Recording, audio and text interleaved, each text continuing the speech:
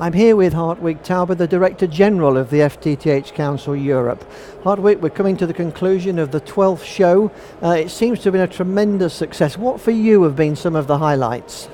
Yes, the FTTH conference here in Warsaw was again a huge event. It's again reaching close to 3,000 participants, which means we reached the same size like Stockholm last year, and it makes it the biggest fiber to the home related event in the world, which of course we as an FTTH Council are proud of. And so the highlights we had this year in the conference was a real high-level lineup of speakers. So we had a minister, an undersecretary of state, the regulators, the chair of BEREC just in the opening giving very impressive statements. We had the European Commission presenting their plans and points of view, and we had also in the breakout sessions a lot of C-level CEO people talking about their plans, which of course for us was a very big success.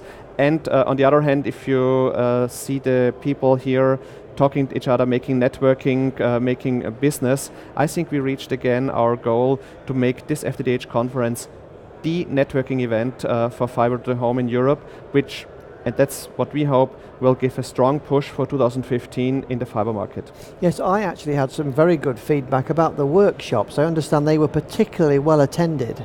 Indeed, this was a success we even were surprised of, because we had 1,100 people already coming to the workshops on Tuesday, on the first day, and this was a tremendous success, and the feedback also on the content of the workshops was very positive. So that's something I can already reveal. We will build on this and see how we can further develop this concept. I'm sure that will be very well received based on this year. Obviously you've been with the Council many years now, you know all about FTTH, but has there been anything that surprised you this week? Yes, there was some surprises. Indeed, I'm with the Council the 10th year now, so for me it's a bit of an anniversary, and that's quite a nice thing to see that there are sometimes topics which 2 years ago, 1 year ago, nobody would have discussed, suddenly pop up in a lot of matters, and this was my surprise this conference, that we had topics like alternative business models, structural separation, meaning separation of the network and the services, and all these kind of open access models no longer only be discussed on a level of small operators, but really on a national level, like we had speakers from Ireland here, on local governmental levels, which I believe is a big change in the market, because this can have a huge impact on the development of fiber in Europe if suddenly there are changes in the way fiber networks are perceived to be built. Talking of the market, you obviously announced all the latest statistics. Are you pleased with the way things are progressing? Yes and no, as always, because of course we would love to see whole of Europe fiberized, but, and that's the good news, we are pleased in a way that we have a 50% increase of households connected to fiber, so being subscribers to services on a fiber to the home or fiber to the building network. So between December 2013 and December 2014, in the European Union scale, we came from 10 million to 15 million households connected.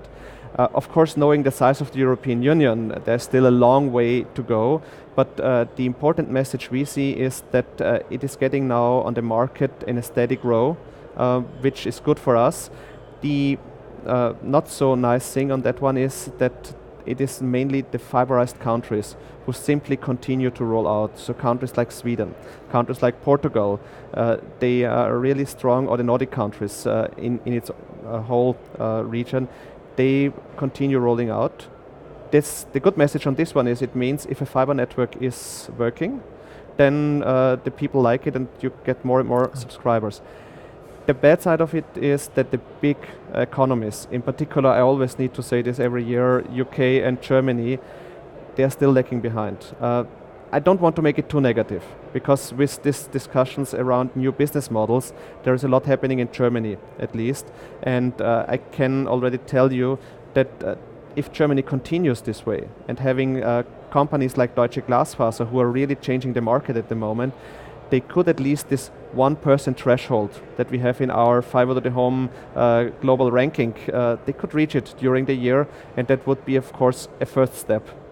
Of course, it's 1%, so the other 99 need to follow then very soon. Talking of the year ahead, what's coming up for the Council? What areas are you going to be working on?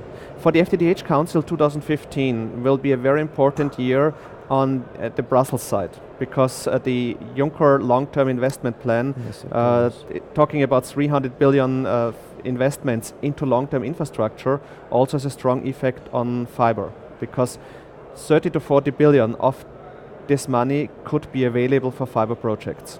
And this is something where we as an FTTH Council see a very strong task to ensure that it is really such an amount that is used, and to avoid that all the money is going into streets, into railroads, into energy sector, like it happened with the Connecting Europe facility.